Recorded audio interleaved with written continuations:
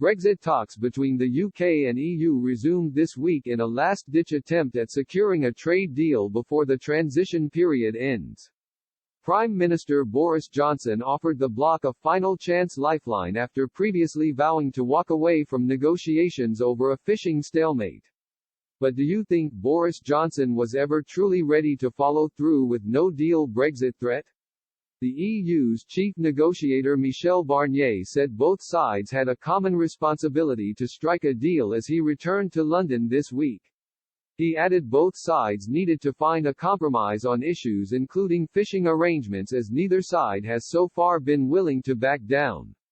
He said, "I think we have a huge common responsibility. Every day counts." However, Number 10 warned significant gaps remain between the two sides, so it was entirely possible that negotiations will not succeed.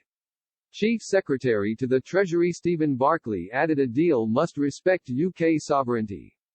When asked if there would be a trade deal, Mr. Barclay told Sky News, "I hope so.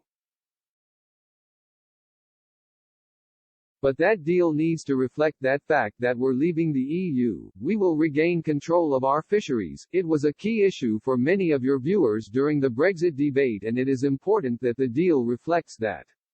Despite Mr. Johnson's threats to walk away from talks, he may not follow through with his no-deal Brexit threat. The new talks are now aiming to be completed by mid-November ahead of the transition period ending on December 31st. What do you think? If a Brexit deal is not completed by mid-November, should Boris Johnson walk away for good? Mr. Johnson previously promised a deal would be reached by mid-October in order to allow time for ratification.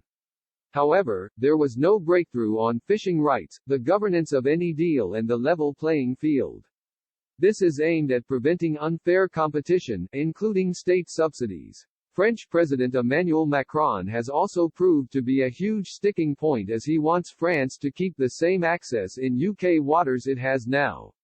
European fishermen catch more than 90% of channel cod, with France claiming 84% of this haul. Mr. Barnier said fishing is one of the EU's top priorities, as the bloc is pushing for any future deal with the UK to uphold the bloc's common fisheries policy.